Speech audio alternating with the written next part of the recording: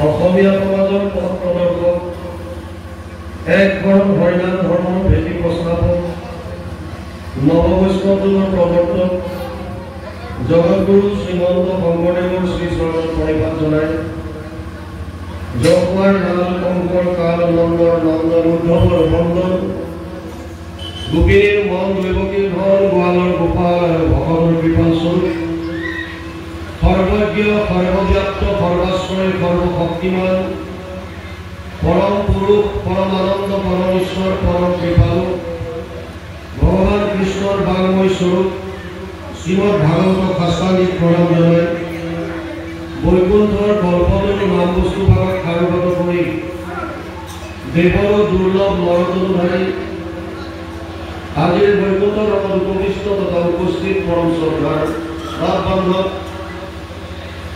মাতৃ যুৱক যুৱতী প্ৰমুখ্যে শিশুসকলৰ শৰীৰত্নীৰ বিৰাজমান দিব্য আত্মাৰ অন্তৰ পৰা সেৱা জনাই বিষ্ণু বৈষ্ণৱৰ কথাৰে সমৃদ্ধ ভক্তি জ্ঞান আৰু বৈৰাগ্য বৰ্ধনকাৰী শ্ৰীমদ ভাগৱতৰ কিছু চৰ্চা কৰিবৰ বাবে আগবাঢ়িছোঁ।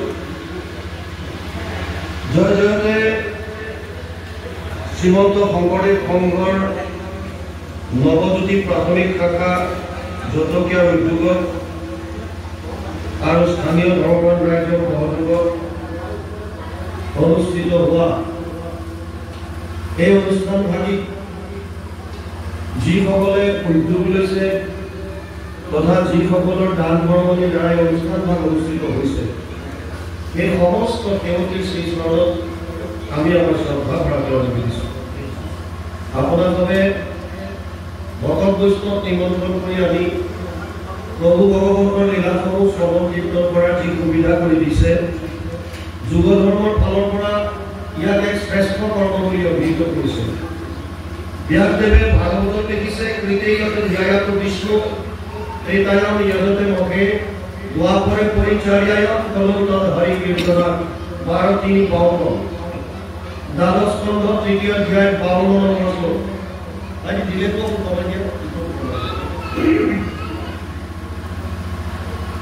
এই শ্লোক ভাগীৰ অনুবাদ মহাপুৰুষ মাধৱদেৱে তেওঁৰ অনবদ্য গ্ৰন্থক নাম ঘোষণা কৰিছে যুগ ধৰ্ম নিৰ্ণয় 399 পদ যোগা। মানৱ পুৰুষে লিখিছে সত্য যুগে ধ্যান ত্ৰেতা যুগে যজ্ঞ দ্বাপৰ যুগত পূজা কলিত হৰিৰ কীৰ্তন বিনয় আৱৰ নাহিকে পূজা। যুগ ধৰ্মৰ ফালৰ পৰা কলি যুগত আমাৰ জীৱনলৈ আহি থকা সংঘাতবিলাক যি তিনি তাপৰ পৰা আমি পাওঁ আদি দৈবিক আদি ভৌতিক আৰু আধ্যাত্মিক আৰু মায়াৰ তিনিটা গুণে যেনেকৈ আমাক নচুৱাই আছে ইয়াৰ পৰা পৰিত্ৰাণ পাবলৈ লগতে হৃদয়ত পৰম আনন্দ লাভ কৰিবলৈ যদি কিবা সহজ আৰু সুগম উপায় আছে এয়া হৈছে কৃষ্ণ একান্ত শৰণ আৰু ভকতৰ সংগত তেওঁৰ লীলাসমূহৰ শ্ৰৱণ কীৰ্তন। গতিকে যিসকলে উদ্যোগ লৈ এনেধৰণৰ অনুষ্ঠান অনুষ্ঠিত কৰি প্ৰভু ভগৱন্তৰ লীলাসমূহ শ্ৰৱণ কীৰ্তন কৰাৰ সুবিধা কৰি দিয়ে তেওঁলোক শ্ৰদ্ধাৰ পাত্ৰ সেৱাৰ যোগ্য। আমি পুনৰবাৰ সেৱকীসকলৰ শ্ৰীচৰণত আমাৰ শ্ৰদ্ধা ভৰা সেৱা নিবেদিছোঁ। বৰ্তমান অসমত চৌদিশে ভাগৱতৰ জোৱাৰ উঠিছে। প্ৰতিখন গাঁৱত প্ৰতিটো চুবাত ভাগৱতৰ চৰ্চা চলিছে। ই এটা শুভ সংকেত। কিন্তু তাৰ লগে লগে যদি আমি সমাজখনলৈ চাওঁ সমাজখনত আগৰ দৰে হিংসা দ্বেষ কাম ক্ৰোধ চোৰ ডকাইতি এইবিলাকো সমান্তৰালভাৱে চলি আছে।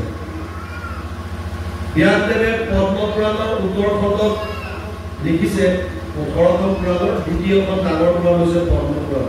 আটাইতকৈ ডাঙৰ পুৰাণখনৰ নাম হৈছে স্কন্ধ পুৰাণ। য'ত 81,100টা শ্লোক আছে। দ্বিতীয়খন ডাঙৰ পুৰাণ হৈছে পদ্ম পুৰাণ, য'ত 55,000 শ্লোক আছে। এই পদ্ম পুৰাণৰ শেষৰ খণ্ডটোক উত্তৰ খণ্ড বুলি কয়। তাত ভাগৱত মহাত্ম্য নাম দি 6টা অধ্যায়ত ভাগৱতৰ মহিমা গাইছে। ইয়াত ব্যাসদেৱে লিখিছে, এতদস্মাৎ পৰম কিঞ্চিত মনসুদ্ধেন বিদ্যতে জন্মান্তরে ভবেৎ পুণ্যম তদা ভাগবতম লভেৎ। পদ্ম পুরাণ উত্তর খণ্ড ভাগবত মহাত্ম্য প্রথম অধ্যায় 12 নম্বর শ্লোক।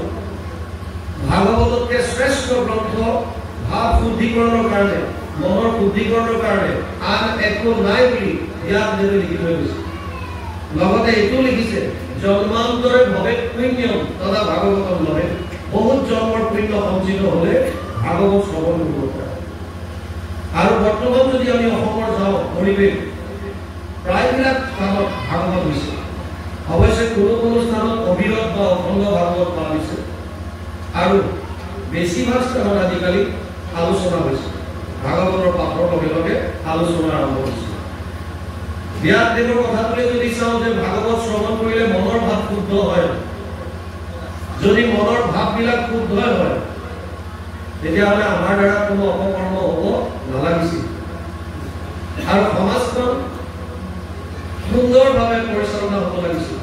সমাজত কোনো ধৰণৰ চোৰ ডকাইতি, ধৰ্ষণ, লুণ্ঠন, হিংসা, দ্বেষ, কাম, ক্ৰোধ এইবিলাক থাকিব নালাগিছিল। কিন্তু যেনেকৈ ৰেলৱে ট্ৰেক দুডাল, যাক ৰেল বুলি কয়, এই যিডাল চিৰি বুলি কওঁ, চিৰি দুডালক আচলতে ৰেল বুলি কয়। আৰু ওপৰেদি চলি যোৱাখন ট্ৰেইন। এই ৰেল এতিয়াও লগ লগা নাই, সমান্তৰালভাৱে গৈ আছে। আমাৰ ধৰ্ম আৰু কৰ্ম সমান্তৰালভাৱে যোৱা নিচিনা পৰিলক্ষিত হৈছে। ধৰ্মটো আমি জানি গৈছোঁ, কিন্তু কৰ্মৰ ক্ষেত্ৰত তাৰ প্ৰভাৱ পৰিবলৈ দিয়া নাই। গতিকে কৰ্ম এটা চাইডত গৈছে, ধৰ্ম এটা চাইডত গৈছে। ব্যাসদেৱে লিখা কথাটো কেতিয়াও মিছা হ'ব নোৱাৰে। তেওঁ কৈছে, ভাগৱত এনেকুৱা এখন গ্ৰন্থ, যিখন গ্ৰন্থ শ্ৰৱণ কৰিলে আমাৰ ভাৱ শুদ্ধ হৈ যাব। আৰু যদি আমি শ্ৰৱণ কৰাৰ পাছতো যদি শুদ্ধ হোৱা নাই, তেতিয়াহ'লে কি হ'ব পাৰে? প্ৰথম কথা, যেনেকৈ শ্ৰৱণ কৰিব লাগে তেনেকৈ হয়তো আমি ভাগৱত ভাগ শ্ৰৱণ কৰিব পৰা নাই। নাম্বাৰ 1। দ্বিতীয়তে, ভাগৱতৰ তত্ত্ববিলাক বুজাই দিবৰ কাৰণে যিসকল আপোনালোকৰ ভাষাত ব্যাখ্যাকাৰ, আমি ব্যাখ্যাকাৰ বুলি নাভাবোঁ, আলোচনা যিবিলাকে কৰিছোঁ, আমিবিলাকে হয়তো ভাগৱতৰ তত্ত্ববিলাক আপোনালোকক বুজাই দিয়াত বিফল হৈছোঁ।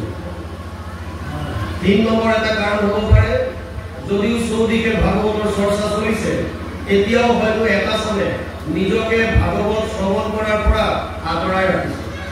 ওচৰতে হৈ আছে, মই নুশুনো, মোৰ শুনিবলৈ ইচ্ছা নাই। আৰু নহ'লে চতুৰ্থ এটা কাৰণ হ'ব পাৰে, শুনাটো শুনিছোঁ, বুজাটো বুজিছোঁ, কিন্তু মানিবলৈ ইচ্ছা নাই। শান্তিদূত হৈ ভগৱান কৃষ্ণ দুৰ্যোধনৰ ওচৰত গৈছে কুৰুক্ষেত্ৰ যুদ্ধৰ প্ৰাক মুহূৰ্তত। দুৰ্যোধনক কৈছে, হে দুৰ্যোধন, যুদ্ধখন যদি হ'ব নালাগে, কেৱল মাত্ৰ 5খন গাঁও দি দিয়া। মই পঞ্চপাণ্ডৱক বুজাম আৰু তাৰ কাৰণে তেওঁলোকে মানি ল'ব, কোনো ধৰণৰ যুদ্ধ তেওঁলোকে নকৰে। তোমাৰ হাতত সিদ্ধান্ত, 5খন মাত্ৰ গাঁও দিয়া। দুৰ্যোধনে কৈছে, বেজীৰ আগত দুটামান মাটিকনো মই বিনা যুদ্ধে নিদিওঁ। ভগৱান কৃষ্ণই সুধিছে, তই ধৰ্ম কি জাননে নাই? দুৰ্যোধনে কৈছে, জানামি ধৰ্ম নাজানে প্ৰবৃত্তি। ধৰ্ম কি মই জানো, কিন্তু মোৰ মানিবলৈ মন নাই।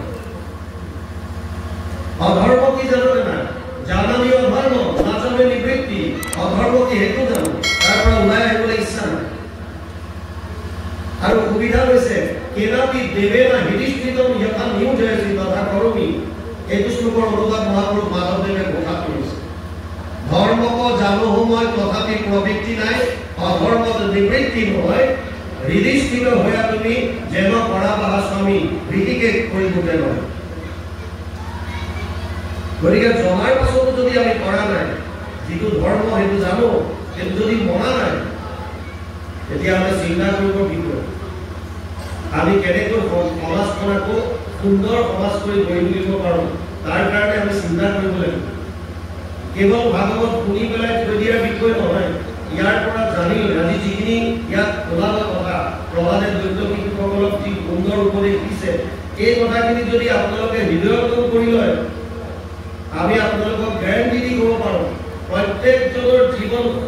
পুৰা সুন্দৰ উপদেশ কোনো ইয়াত সন্দেহ নাই ইমান সুন্দৰ উপদেশ দিছে প্ৰথমটো পইণ্টত আমি যদি ভাগৱত যেনেকৈ শুনিব লাগে তেনেকৈ যদি শুনা নাই কেনেকৈ শুনিলে আমাৰ জ্ঞান বৃদ্ধি হ'ব ইয়াত আজি মোৰ ভাল লাগিছে ছাত্ৰ ছাত্ৰী বহুত আছে তেওঁলোকেও জানিবলগীয়া কথা এটা ক্লাছত 100জন ছাত্ৰ ছাত্ৰী একেলগে ক্লাছ কৰে এটা বিষয় এজন শিক্ষক এবছৰ ধৰি ক্লাছ কৰা তো তাৰ পাছত 100জনৰ মাজত মুষ্টিমেয় কেইজন মানে 90 পৰা 100ৰ ভিতৰত মাৰ্কছ পায় এটা সংখ্যকে 60 পৰা 80 বা 90ৰ ভিতৰত পায় আৰু তাৰ ভিতৰত কিছুমানে ফেইল কৰে কাৰণটো কি একেজন শিক্ষক একেখিনি সময়ত একেটা বিষয় পাঠদান কৰি আছে অৰ্জুনক গীতাত কৈছে শ্ৰদ্ধাৱান লব্ধতে জ্ঞানম তৎপৰেশম যতেন্দ্ৰিয় জ্ঞানম লব্ধ পৰম শান্তি মচিৰে নিবাচ্যতে ৪ৰ্থ অধ্যায় ৩৯ নম্বৰ শ্লোক গীতা হে অৰ্জুন যিসকল শ্ৰদ্ধাৱান তেওঁলোকেহে জ্ঞান লাভ কৰিব পাৰে অকল ক্লাছত বহিলে নহ'ব ছাত্ৰ ছাত্ৰীৰ বিষয়টোৰ প্ৰতি শ্ৰদ্ধা আছে নাই শিক্ষকজনৰ প্ৰতি শ্ৰদ্ধা আছে নাই শিক্ষানুষ্ঠান প্ৰতি শ্ৰদ্ধা আছে নাই ইয়াৰ ওপৰতো বহুখিনি নিৰ্ভৰ কৰিছে এতিয়া ভাগৱত যদি আমি ভাগৱতৰ যদি জ্ঞান ল'ব লাগে তেতিয়া ভাগৱতৰ প্ৰতি শ্ৰদ্ধা আমাৰ আছে নাই আৰু যদি শ্ৰদ্ধা অহা নাই কেনেকৈ আহিব ভাগৱতৰ মহিমা জানিব লাগিব যিকোনো মানুহ আমি বহুত মানুহ লগ পাওঁ সমাজত সকলোৰে প্ৰতি হয়তো মনত শ্ৰদ্ধা নাহিব পাৰে কিন্তু বিশেষভাৱে যিকেইজনৰ বিশেষ গুণবিলাকৰ কথা আমি গম পাওঁ যে এইজন মানুহৰ এইখিনি গুণ আছে সেইজনৰ প্ৰতি আমাৰ মূৰ ধুখাই যায় শ্ৰদ্ধা ভাগৱতত এনেকুৱা কি আছে অজস্ৰ গ্ৰন্থৰ মাজত কেৱল ভাগৱতৰ চৰ্চা ইমানকৈ কিয় হৈছে ব্যাসদেৱে কৈছে यत्र यत्र भगवती वर्त भक्ति आदि काम भजे तथा शब्दम समकर्णम तत्प्रिकम तरुणय पद्मपुराण उत्तर खंड भागवत महात्म्य तृतीय अध्याय 9 নম্বৰ শ্লোক য'ত ভাগৱতৰ কথা হয় তালৈ তিনিটা বস্তু আহে ভক্তি জ্ঞান আৰু বৈৰাগ্য শ্ৰোতাৰ হৃদয়ত স্থিত হৈ যায় যিমান আপোনালোকে শুনিব প্ৰত্যেকটো শব্দৰ দ্বাৰা আপোনালোকৰ হৃদয়ত স্থিত হৈ থকা ভক্তি বস্তু জ্ঞান বস্তু আৰু বৈৰাগ্য তৰুণ হৈ পৰে নামঘৰত থকালৈকে ভাগৱতৰ অনুষ্ঠানত থকালৈকে ইয়াত কোনো সন্দেহ নাই কিন্তু ইয়াৰ পৰা ওলাই যোৱাৰ পাছত কোনে কিমান সময়লৈকে ভক্তি বস্তু হৃদয়ত ধাৰণ কৰি ৰাখিব পাৰে এয়া আপোনালোকৰ গুটিয়া কথা ব্যাসদেৱে কৈছে কথা ভাগৱতস্যাপি নিত্যম ভগৱতি যতে গৃহে तब गृहम तीर्थ रूपम हि वासतम पापनाशनम पद्मपुराण उत्तर खंड भागवत महात्म्य तृतीय अध्याय 29 নম্বৰ শ্লোক ভাগৱতৰ কথা যিখন ঘৰত সদায় হয় আমি এনেকৈ অনুষ্ঠান কৰিলে বছৰত এটা দিন বা দুটা দিন কৰো ভাগৱত এখন সাগৰ শ্ৰীমদ ভাগৱত অৰ্ণৱম মানে সাগৰ এই সাগৰ 2 ঘণ্টা বা 3 ঘণ্টা আমি কিমানখিনি কভাৰ কৰিব ইয়াৰ কোনোবা এটা সুখত কোনোবা এটা কোণত অকণমান সাঁতুৰি নামি কথা হ'ব কিন্তু যদি ভালকৈ জানিব বিচাৰিছে আপোনালোকে অধ্যয়ন কৰা আৰম্ভ কৰক শাস্ত্ৰৰ উত্তম গীতা ভাগৱত এটলিষ্ট এই 2খন গ্ৰন্থ আৰু তাৰো সৰলীকৰণ কৰি আমাক গুৰুজনাই দি থৈ গৈছে গুৰুজনাৰ সাৰভাৰপুৰ মাধৱদেৱে কীৰ্তন দশম ঘোষা ৰত্নাৱলী সব ভাগৱতৰ পৰা আহিছে গীতা ভাগৱতৰ মেইন বস্তু যদিও আমাৰ উপনিষদৰ প্ৰমাণৰ পৰা আহিছে মূল বস্তু গীতা ভাগৱত এই 2খন শাস্ত্ৰ যদি আমি লওঁ জীৱনৰ হাতপুথি হিচাপে কোনোদিন জীৱনত আপোনালোকে পিছলৈ ঘূৰি চাবলগীয়া নহ'ব বয়সৰ কোনো সীমা নাই কোনো কথা নাই অধ্যয়ন কৰিবলৈ কৈছে কথা ভাগৱতস্যাপি নিত্যম ভগৱতি যতে গৃহে যিখন ঘৰত সদায় অধ্যয়ন কৰা হয় অকণমান পঢ়ক সময় মিলাই শ্লোকাৰ্ধম শ্লোক পদম অকণমান যদি পঢ়ে যিমানকণ সময় পায় এটা পৃষ্ঠা আধা দুটা চাৰিটা পদ কিন্তু সম্পৰ্কটো সদায় ৰাখক সেই ঘৰখন তীৰ্থলৈ ৰূপান্তৰিত হ'ব বুলি ব্যাসদেৱে লিখিছে আৰু তাত কোনো ধৰণৰ পাপ থাকিব পাৰে য'ত ভগৱানৰ নাম উচ্চাৰণ হৈ থাকিব প্ৰতি পুৱা গধূলি তাত পাপ কেনেকৈ ৰামকৃষ্ণ নাম যিটো লয় একবাৰ কোটি জনমৰ পাপ ভস্ম হয় তাত আপুনি বেলেগ একোৱেই কৰিব নোৱাৰে কেৱল মাত্ৰ নাম লয়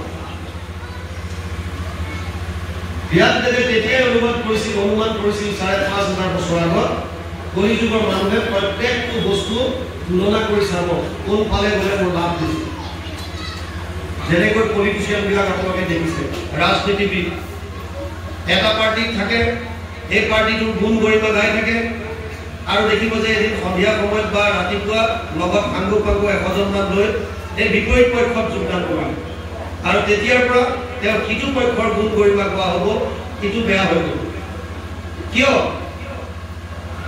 যোনফালে বেনিফিট বেছি ধৰ্মৰ ক্ষেত্ৰতো এনেকুৱা হ'ব বুলি অনুমান কৰিয়ে ব্যাসদেৱে এটা কথা লিখি থৈ গ'ল অশ্বমেধ সহস্ৰাণি বাজপেয় শতানি চ সুখশাস্ত্ৰ কথায়ে চ কলৌ নাৰহন্তি সহস্ৰী পদ্মপুৰাণ উত্তৰখণ্ড ভাগৱত পাঠ ৩য় অধ্যায় ৩০ নম্বৰ শ্লোক যদি কোনোবাই এফালে অশ্বমেধ ১০০০টা কৰে আৰু ১০০টা বাজপেয় যজ্ঞ কৰে আনহাতে যদি আজি আপোনালোকে অনুষ্ঠিত কৰাৰ দৰে ভাগৱতৰ অনুষ্ঠান যদি হয় ভাগৱত শ্ৰৱণ কীৰ্তনৰ পৰা যিটো ফল পাব তাৰ ১৫ ভাগৰ এভাগ হ'ব ১০০০ অশ্বমেধ আৰু ১০০টা বাজপেয় যজ্ঞ কৰি পোৱা ফলৰ সমান গতিকে লাভ কোন পাব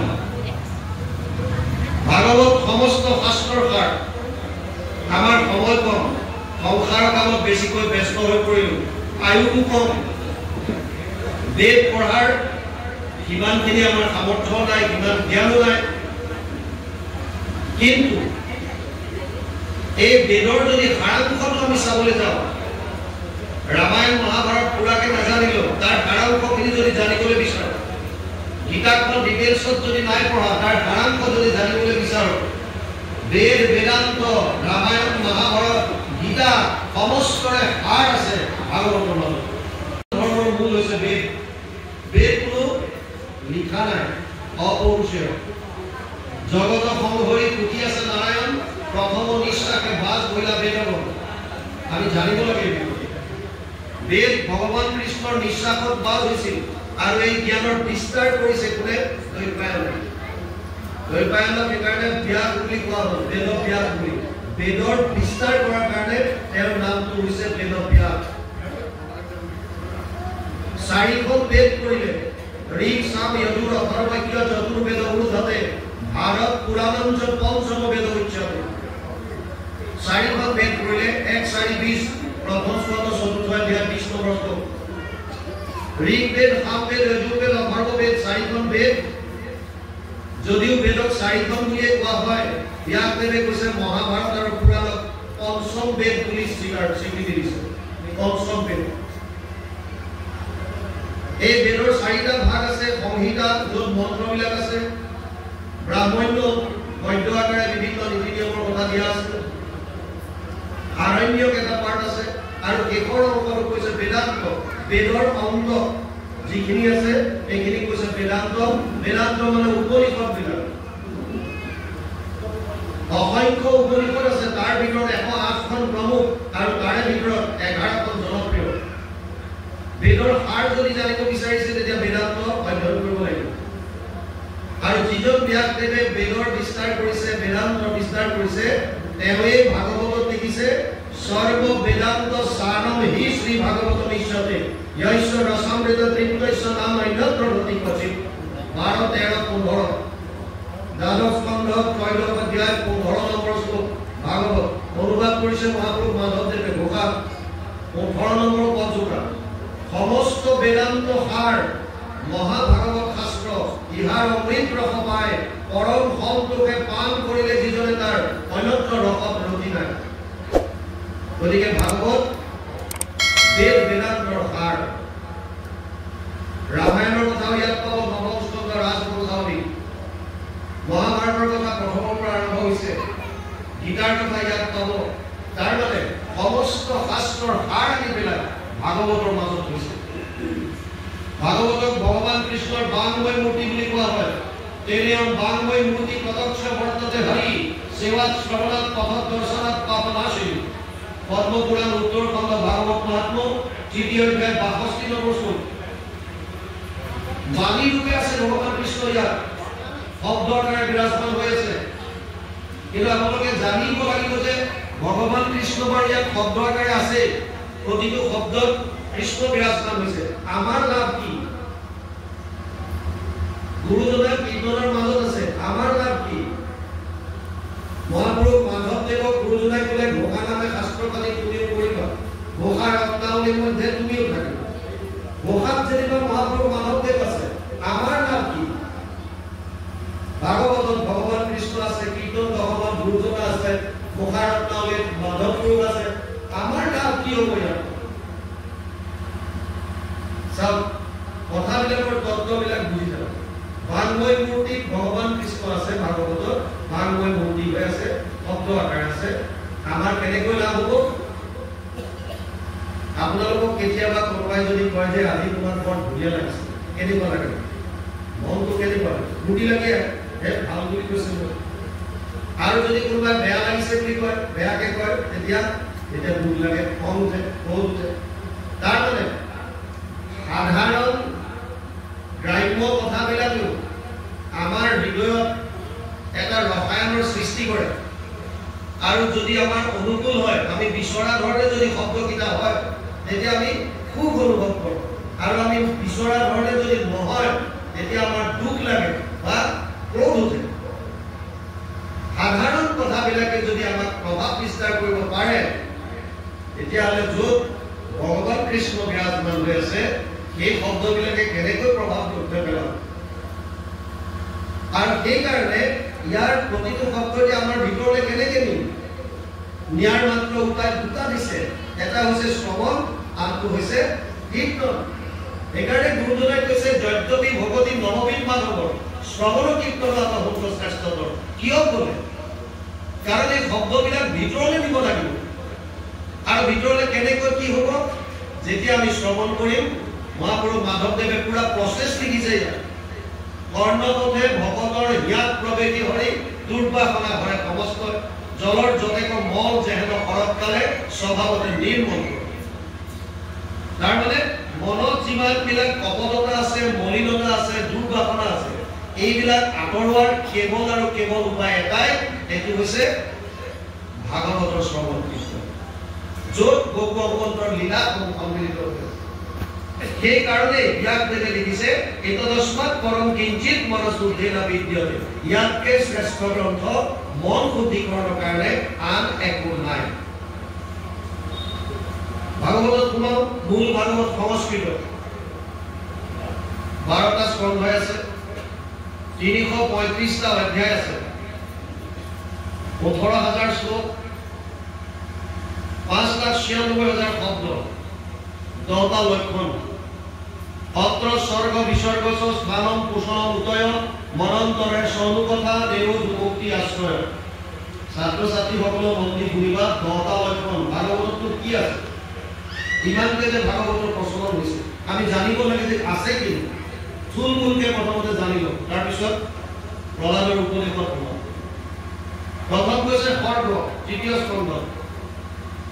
সৰ্গ মানে সৃষ্টি। আমি যিখন সংসাৰ দেখা পাইছোঁ, যিখন জগত, আকাশলৈ চালে গ্ৰহ নক্ষত্ৰবিলাক তৰা আকাৰে যিমান দেখা পাইছোঁ, এয়া মাত্ৰ এটা অংশ। এনেকুৱা কোটি কোটি ব্ৰহ্মাণ্ড আছে, কোটি কোটি ব্ৰহ্মাণ্ডৰ হৰি অধিকাৰী, যিবিলাক বিজ্ঞানে ঢুকি পোৱা নাই। কোটি কোটি ব্ৰহ্মাণ্ড আছে। এই জগতখন কেনেকৈ সৃষ্টি কৰিলে তাৰ বিষয়ে জানিবৰ কাৰণে তৃতীয় স্কন্ধ লক্ষণ নাম দিছে সৰ্গ, সৃষ্টি। চতুৰ্থ স্কন্ধ দিছে বিসৰ্গ। বিসৰ্গ মানে সেকেন্ডাৰী সৃষ্টি। ব্ৰহ্মাদিৰ দ্বাৰা সৃষ্টিৰ বিকাশ কেনেকৈ ঘটিল সেই বিষয়ে জানিবৰ কাৰণে চতুৰ্থ স্কন্ধ আমি অধ্যয়ন কৰিব লাগিব। পঞ্চম স্কন্ধত আছে স্থান, ভূগোল আৰু খগোলৰ বিষয়ে। খগোল মানে গ্ৰহ নক্ষত্ৰৰ বিষয়ে য'ত আছে। গ্ৰহ নক্ষত্ৰৰ বিষয়ে জানিবলৈ যদি ইচ্ছা আছে, বিভিন্ন স্থানৰ বিষয়ে জানিবৰ কাৰণে পঞ্চম স্কন্ধ অধ্যয়ন কৰিব লাগিব। ষষ্ঠ স্কন্ধ পোষণ, ভগৱানে জীৱবিলাকক কেনেকৈ পোষণ কৰে তাৰ বিষয়ে চিত্ৰকেতু উপাখ্যান, বৃত্তাসুৰ বধ, অজামিল উপাখ্যান, বিভিন্ন উপাখ্যানৰ দ্বাৰা সুন্দৰভাৱে বৰ্ণনা কৰিছে। সপ্তম স্কন্ধ যিটো আজি আমি এতিয়া আলোচনা কৰিম, ইয়াৰ লক্ষ্য হৈছে উতি। উতি মানে বাসনা। তিনি ধৰণৰ বাসনা আছে। এক হৈছে দৈবিক বাসনা। মহন্তৰ কৃপাত আমাৰ হৃদয়ত দৈবিক বাসনাৰ সৃষ্টি হয়। তাৰ বিষয়ে বুজাবৰ কাৰণে প্ৰহ্লাদ চৰিত্ৰ আছে, যিটো আজি আমি আলোচনা কৰিম। দ্বিতীয় হৈছে আসুৰিক বাসনা। মহন্তৰ কোপত আসুৰিক বাসনাৰ সৃষ্টি হয়। যেনেকৈ চাৰি সিদ্ধই জয় বিজয় খাপ দিছিল। চাৰি সিদ্ধৰ কোপৰ কাৰণে তেওঁলোক আহি অসুৰজনীত জন্ম ল'বলগীয়া হ'ল। তাৰ বিষয়ে বুজাবৰ কাৰণে হিৰণ্যকশিপুৰ হিৰণ্যকৰ কাহিনী আহিছে। তৃতীয় এটা বাসনা আছে মানৱীয় বাসনা। মানৱীয় বাসনা বুজাবৰ কাৰণে বৰ্ণাশ্ৰম ধৰ্মৰ কথা সংস্কৃত ভাগৱতত আছে, কিন্তু অসমীয়ালৈ ইয়াৰ অনুবাদ কৰা নাই, কাৰণ ভক্তি মাৰ্গত বৰ্ণাশ্ৰম ধৰ্মৰ প্ৰয়োজন নাই। মহাপুৰুষ মাধৱদেৱে কৈছে, নহো জানা আমি চাৰি জাতি, চাৰি আশ্ৰমী নহো আতি। আমি কোন তেতিয়াহ'লে দাসৰ দাস, তাম দাসক ধৰিলো আমি। আমাৰ এটাই জাতি, এইটোৱে হৈছে দাস আমি। সেইকাৰণে আমি একেলগে এনেকে কৈছো। নহ'লেতো এজনৰ কাৰণে উচ্চ আসন, এজনৰ কাৰণে নিজ আসন, অকণমান উচ্চ কুলৰখিনি বেলেগ, নিজ কুলৰখিনি বেলেগ, কিন্তু এনেকুৱা আমাক দিয়া নাই। আমাৰ মাজত কোনো ভেদাভেদ নাই, উচ্চ নিজ জাতি ভেদ ভক্তি মাৰ্গত এইবিলাক নাই। সেইকাৰণে আমি আজি এনেকে বহিব পাৰিছো। নহো জানা আমি চাৰি জাতি, চাৰি আশ্ৰমী নহো আতি। সেইকাৰণে অনুবাদ কৰোঁতে বৰ্ণাশ্ৰম ধৰ্মৰ কথাখিনি অনা নাই। অষ্টম স্কন্ধ মনন্তৰ। মনন্তৰ মানে মনু, 14জন মনু আৰু মনুৰ পুত্ৰসকলৰ বিষয়ে জানিব ইচ্ছা থাকিলে অষ্টম স্কন্ধ অধ্যয়ন কৰিব লাগিব। নৱম স্কন্ধ ঈশানু। সূৰ্যবংশ চন্দ্ৰবংশৰ যিমানবিলাক ৰজা মহাৰাজা, এই বিষয়ে জানিবৰ কাৰণে নৱম স্কন্ধ অধ্যয়ন কৰিব লাগিব। দশম স্কন্ধ নিৰোধ। প্ৰলয়ৰ সময়ত সমস্ত জীৱৰাশি প্ৰভু ভগৱন্তৰ উদৰত অৱৰুদ্ধ কৰি ৰাখে। দশম স্কন্ধ আটাইতকৈ ডাঙৰ স্কন্ধ। 335টা সংস্কৃতৰ সৰ্বমুঠ অধ্যায়ৰ 90টা অধ্যায় দশমত আছে। ইয়াক অনুবাদ কৰোঁতে 3টা ভাগ কৰিছে, আদিছোৱা, মধ্যছোৱা, শেষৰছোৱা। আদিছোৱা গুৰুজনাই কৰিছে অনুবাদ, আৰু শেষৰ পৰা কুৰুক্ষেত্ৰ যাত্ৰা কৰিছে। একাদশ স্কন্ধ লক্ষণ হৈছে মুক্তি। আমি জীৱবিলাকে মুক্তি কেনেকৈ পাম তাৰ বিষয়ে জানিবৰ কাৰণে একাদশ স্কন্ধ। আৰু দ্বাদশ স্কন্ধ হৈছে আশ্ৰয়। আশ্ৰয় মানে শৰণ। বৰ্তমান সমাজখন বিভ্ৰান্তিত আছে। বহুতে বহুত ধৰণৰ কথা বতৰা ছ'চিয়েল মিডিয়াতো লিখা দেখা পোৱা যায়, শৰণক লৈ, আশ্ৰয়ক লৈ। আশ্ৰয় আচলতে ক'ত ল'ব লাগে, আশ্ৰয়ৰ উপযুক্ত স্থান কি, তাৰ বিষয়ে এই ভাগৱত গ্ৰন্থ দিছে। আৰু দ্বাদশ স্কন্ধত আশ্ৰয় নাম দি কি ধৰণে ক'ত আমি ল'ব লাগিব সম্পূৰ্ণ কথা বিৱৰণ তাত আছে। আৰু ব্যাসদেৱে নিজে লিখিলে দশমৰ্থ বিশুদ্ধাৰ্থম, দশমৰ্থ বিশুদ্ধাৰ্থম নবানি নিহলক্ষণম বৰ্ণয়ন্তি মহাত্মান শ্ৰুতেন অৰ্ধেন চান্দসা 2:10-2 দ্বিতীয় স্কন্ধ দশম অধ্যায় 2 নম্বৰ শ্লোকত লিখিছে, দশম লক্ষণ অৰ্থাৎ আশ্ৰয়টো শুদ্ধ ৰূপত প্ৰতিপন্ন কৰিবলৈ বাকীখিনি বৰ্ণনা কৰিছে। এয়া দুগুণকে ভাগৱতৰ বিষয়ে আপোনালোকক ক'লো। ভাগৱত আৰম্ভ হৈছে নৈমিষাৰণ্য। উত্তৰ প্ৰদেশত লক্ষ্ণৌৰ পৰা 50 কিলোমিটাৰ দূৰত এই নৈমিষাৰণ্য জেগাখন আছে। নৈমিষ শব্দটো নিমিষৰ পৰা আহিছে। নিমিষ মানে আমি চকুটো জপাওঁতে যিমান সময় লাগে এক নিমিষ বুলি কয়। পলক জপাওঁতে যিমান সময় এইখনক এক নিমিষ বুলি কয়। প্ৰয়াগ এবাৰ পদ্মপুৰাণত এটা দ্বিতীয় কথা আছে। ইয়াৰ প্ৰয়াগ ক্ষেত্ৰত কিছু ঋষিমুনিয়ে এবাৰ ভগৱান নাৰায়ণৰ দৰ্শন পায় দ্বাপৰৰ শেষত, কলি যুগৰ আগমনৰ আগে আগে।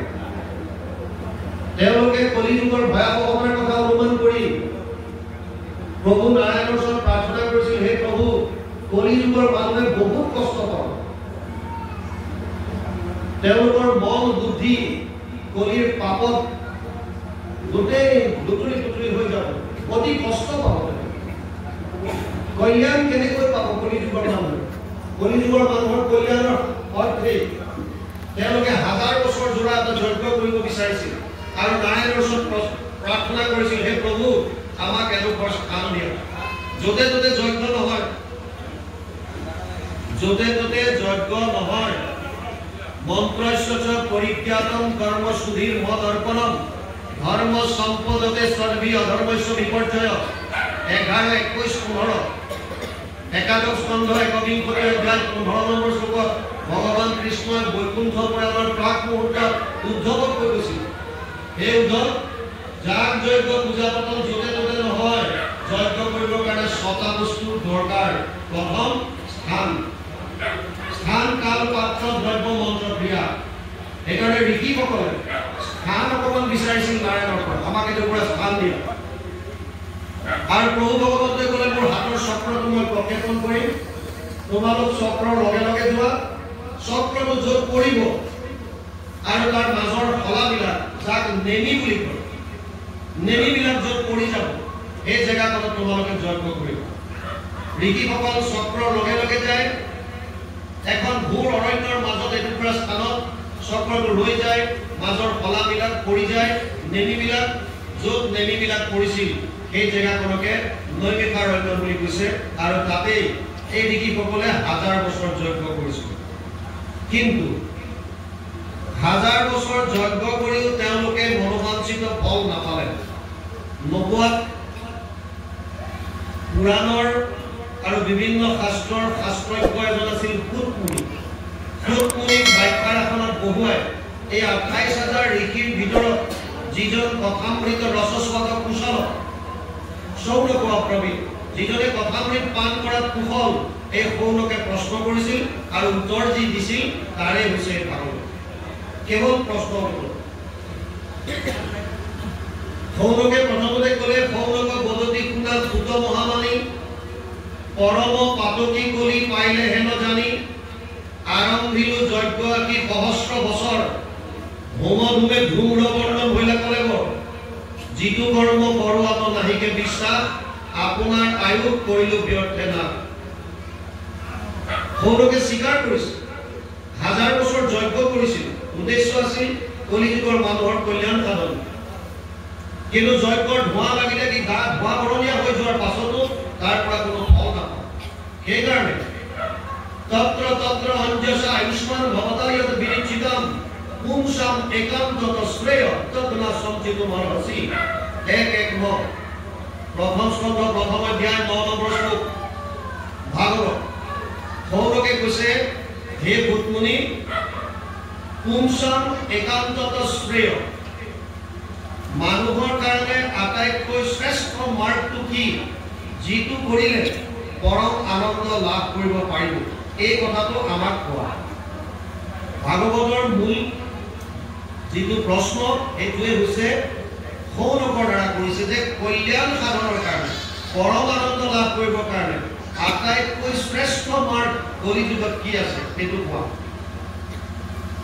কিন্তু এটা কথা খালি প্ৰথমতে সাৱধান কৰি দিলে যে হে সুতমুনি, তুমি উপায় দিয়াৰ আগতে কলিযুগৰ মানুহৰ যিখিনি সীমাবদ্ধতা, যিখিনি লিমিটেশনস, এইখিনি বুজি লোৱা।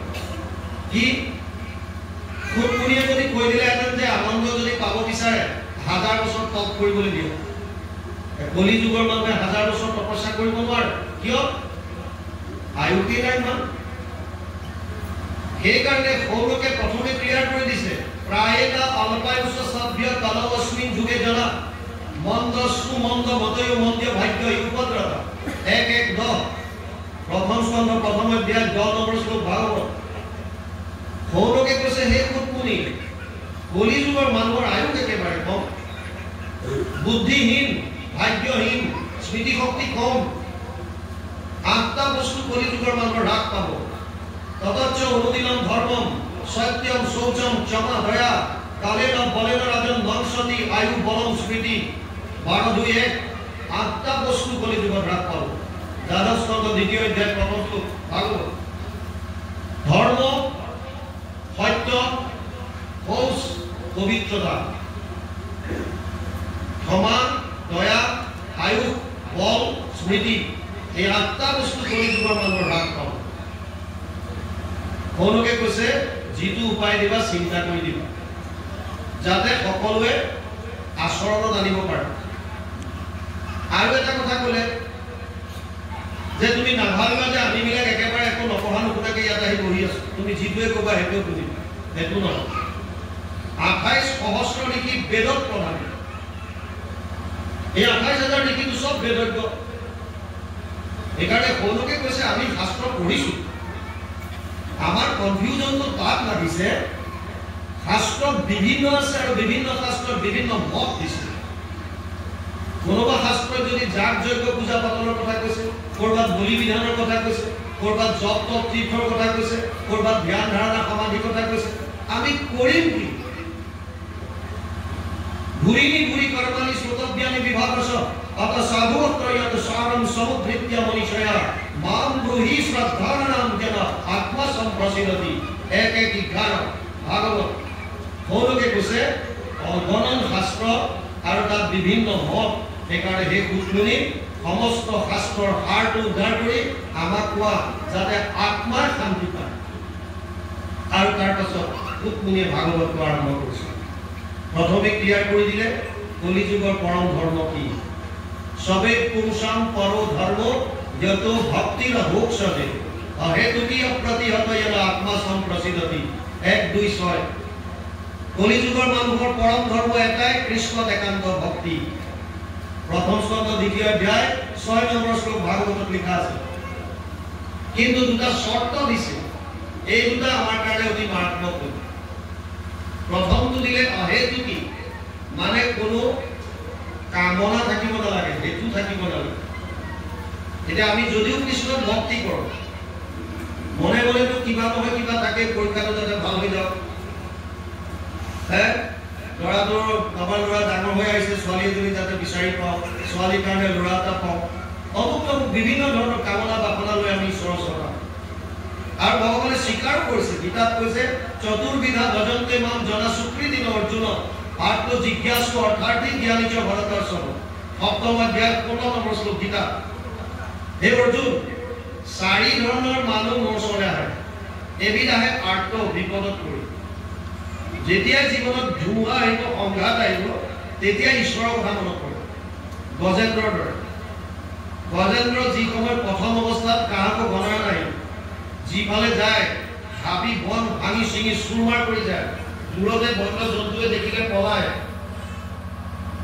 আমাৰ যেনেকৈ ডাঙৰ ডাঙৰ মিনিষ্টাৰ আহিলে 21খন 22খন গাড়ী লৈ যাব, পুৰা ধামটো চব ট্ৰেফিক চেফিক বন্ধ কৰাই দিব, পাব্লিকৰ যি হ'ব দূৰৰ পৰাই চাব লাগে। উপায় নাই, বল যেতিয়া থাকিব, পাৱাৰ যেতিয়া থাকিব, তেতিয়া বাকীবিলাকক গণনা নাই। কিন্তু যেতিয়া গ্ৰাহে ধৰিব, নিজৰ নিধি কুটুম যাক সহায় হ'ব বুলি ভাবিছিল, চব যেতিয়া আঁতৰি দিলে, কোনো নাইকিয়া হৈ গ'ল, অকলশৰীয়া, এতিয়া কি কৰিব? এই যেতিয়া জীৱনত বিপদ তেনেকুৱা আহে, তেতিয়া উপায় মাত্ৰ এটাই, আশ্ৰয়ৰ স্থান এটাই, এইজনেই হৈছে কৃষ্ণ। আৰু সেইকাৰণে গজেন্দ্ৰই পদুম ফুল এটা লৈ ত্ৰাহি কৰি বুলি কৃষ্ণক শৰণ লয়। আমাৰো বিপদত পৰি কৃষ্ণৰ ওচৰলৈ আমি বহুত আহোঁ। দ্বিতীয় হৈছে জিজ্ঞাসু, যাৰ জানিবলৈ ইচ্ছা, মইনো কোন আছিলো, ক'ৰ পৰা আহিলো, কি কৰা উচিত আৰু ক'লৈ যাম, এই জানিবৰ কাৰণে। কাৰণ ইয়াৰ সঠিক উত্তৰ দিব পৰা এজনেই আছে, সেইজন হৈছে সৰ্বজ্ঞ ভগৱান কৃষ্ণ। তেওঁৰ মুখৰ বাণীবিলাক অধ্যয়ন কৰিলে আপোনালোকে গম পাব আমি আচলতে কোন, ক'ৰ পৰা আহিছিলো, কি কৰা উচিত, ক'লৈ যাম, চব কৃষ্ণৰ মুখৰ বাণীত আছে। দ্বিতীয় হৈছে অৰ্থাৰ্থী, ধ্ৰুৱৰ দৰে টকা পইচা কেৱল ধন সম্পত্তি বিচাৰি। আৰু চতুৰ্থজন হৈছে জ্ঞানী, যোনে বুজি পালে মানুহৰ শৰীৰ পাইছো যেতিয়া মোৰ প্ৰধান আৰু প্ৰধান কৰ্তব্য এটাই, সেইটো হৈছে ঈশ্বৰ চিন্তা। 4 ধৰণৰ ভকত আহে, কিন্তু ভাগৱতে কৈছে নিষ্কামভাৱে কৃষ্ণক ভক্তি কৰিব। আৰু দ্বিতীয়টো চৰ্ত দিছে নিৰন্তৰভাৱে, অপ্ৰতিহত। আমি অধ্যায়ৰ শেষত মাত্ৰ পাঠ কৰোঁ নিৰন্তৰে ডাকি বোলাৰা মৰা। এই নিৰন্তৰ শব্দটোৰ অৰ্থ অন্তৰবিহীনভাৱে। প্ৰথমে কুতুকুনিয়ে যদিও ক'লে ভাগৱতৰ বিভিন্ন কাহিনী আনিছে, মূল লক্ষ্য এটাই আশ্ৰয়। আহি আমি পালোঁ সপ্তম স্কন্ধ দৈত্য শিশুসকলৰ প্ৰতি প্ৰহ্লাদৰ উপদেশ। এতিয়াৰ পৰা আমি পদৰ লগে লগে যাম। পদ আহিছে নাৰদ বদতি ধৰ্ম মহামতি শুনা পাছে যেন হৈল কুকুৰৰ তনয় কামে বৈশ্য হৈয়া আপোনাৰ গৃহে গৈল। নাৰদে কৈ আছে তাক ধৰ্ম মহামতি যুধিষ্ঠিৰ কেতিয়া ৰাজকীয় যজ্ঞ হ'ল। যেতিয়া ৰাজকীয় যজ্ঞ হ'ল এটা ডাঙৰ প্ৰশ্ন আহি গ'ল যে প্ৰথম আৰাধ্য কোন হ'ল, কাক তেওঁলোকে প্ৰথম সেৱা ভাগ কৰিব, শ্ৰেষ্ঠ কোন? সহদেৱে ক'লে যে আমাৰ মনত কেৱল আৰু কেৱল কৃষ্ণই শ্ৰেষ্ঠ, তেওঁৱে আমাৰ আৰাধ্য হ'ল। শিশুপালৰ সহ্য নহ'ল আৰু শিশুপালে বিভিন্ন ধৰণে তিৰস্কাৰ কৰিবলৈ ল'লে। ভগৱান কৃষ্ণই ক'লে যে শিশুপাল, মই তোমাৰ মাতৃ অৰ্থাৎ মোৰ পেহীক কথা দিছোঁ, তোমাৰ 100টা অপৰাধ মই ক্ষমা কৰিম, তাৰ পাছত মোক দোষ নিদিব। শিশুপালে কথা গুৰুত্ব নিদি ইটোৰ পিছত সিটো তিৰস্কাৰ কৰি গৈ আছে। ভগৱান কৃষ্ণই বন্দী কৰি গৈ আছে। 100টা হোৱাৰ লগে লগে তেওঁ হাতৰ চক্ৰ এৰি দিলে আৰু শিশুপালৰ ডিঙি কাটি গ'ল। যুধিষ্ঠিৰে এটা আচৰিত বস্তু লক্ষ্য কৰিলে, শিশুপালৰ শৰীৰৰ পৰা এগছি বন্তিৰ দৰে এটা পোহৰ ওলাই ভগৱান কৃষ্ণৰ শৰীৰত বিলীন হৈ গ'ল। যুধিষ্ঠিৰৰ সন্দেহ হ'ল। যুধিষ্ঠিৰে গম পাইছে যে শিশুপালৰ আত্মাই হৈ গ'ল, কিন্তু সন্দেহ হৈছে যে ইমান এটা অপৰাধী পাপাচাৰী এজনৰ আত্মা কেনেকৈ মুক্তি পাব? কৃষ্ণৰ শৰীৰত বিলীন হোৱা মানে নিৰ্বাণ, যাক ইকত্তম বুলি কয় সংস্কৃতত। সাময়িক সাময়িক শাস্তি সামিক্য ইকত্তম অপিতত দিয়া মন্যস্য না গৃহতে বিনামত সেৱানম জন। ভাগৱতত আছে সাময়িক সাৰুক্য সাযুজ্য সামিপ্য আৰু নিৰ্বাণ বা ইকত্তম। এই এক হৈ যোৱা।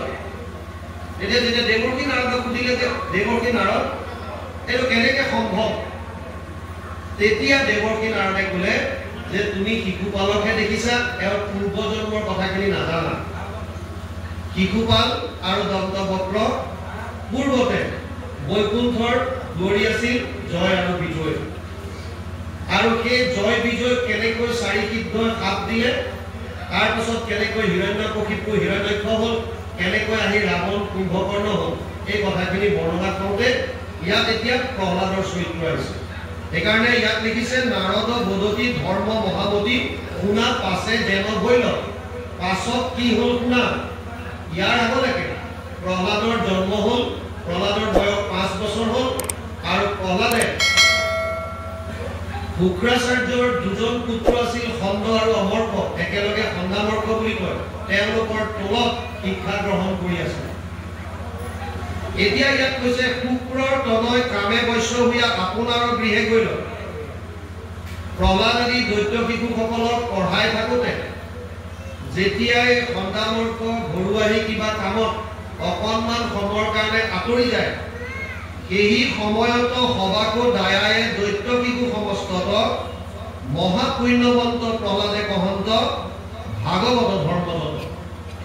সেইখন সময়তে প্ৰহ্লাদে দৈত্য শিশুসকলক ভাগৱত ধৰ্মৰ কথা কয়। এতিয়া এই ভাগৱত ধৰ্মনো কি, পাঠৰ লগে লগে আমি আগবাঢ়িম। এইখন ভুল নেকি?